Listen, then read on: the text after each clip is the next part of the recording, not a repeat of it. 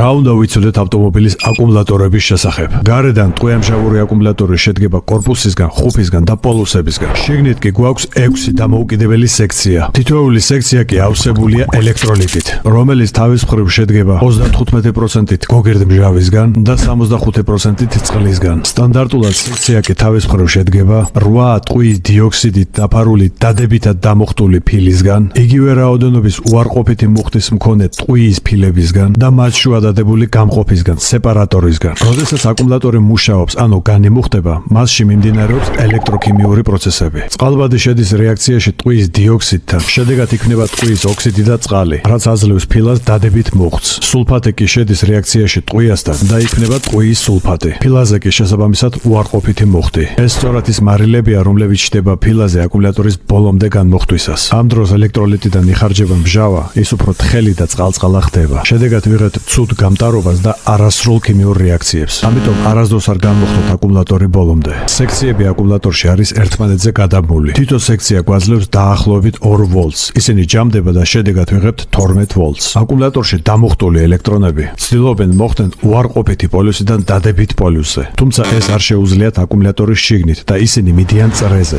გზად კი კვებავენ ავტომობილის სხვადასხვა მოწყობილობებს. მათ შორის მთავარს, ამზრავს, ანუ სტარტერს. ავტომობილის დაქოქვის შემდეგ კი ამ ყველაფერს თავის თავზე იღებს გენერატორი. ამ ყველაფერთან ერთად ის უკვე აქეთ მუხტავს აკუმულატორს. ანუ აწი აკუმულატორში ყველა პროცესი მიმდინარეობს პირიქით. ელექტრონები შემოდიან უარყოფითი ფილებიდან და გამოდიან დადებითიდან. ჩვენთვის უკვე ნაცნობი ქიმიური რეაქციები მიმდინარეობს რევერსით. შედეგად კი ვიღებთ დამუხტულ აკუმულატორს. აკუმულატორის ტევადობა, ანუ რამდენი ელექტრომუხტის შენახვა და გაცემა შეუძლია აკუმულატორს, იზომება ამპერ საათებში. მას განსაზღვრავს აქტიური ნივთიერებების ხარისხი, რაოდენობა და ფართობი, ასევე ელექტროლიტის მდგომარეობა. და რითი განსხვავდება EFP აკუმულატორი ჩვეულებრივი აკუმულატორისგან? პირველ რიგში მას აქვს განსხვავებული ფორმის დადებითი ფილა. ასევე ამ ფილაზე დევს ბოჭკოვანი პოლიესტერის საფენი, რომელიც იკავებს აქტიურ ნივთიერებებს და ხელს უშლის მათ ჩამოშლას. და ეს ყველაფერი მოთავსებულია ცალკე კონვერტულ სეპარატორში. შედეგად კი ვიღებთ გაუმჯობესებულ აკუმულატორს, რომელიც უძლებს ღრმა განმუხტვებს, უფრო უძლებს დაბალ ტემპერატურებს, სწრაფად იღებს მუხტს, ანუ იტენება და ამიტომ გამოსადეგია start-stop სისტემის მქონე ავტომობილებისთვის.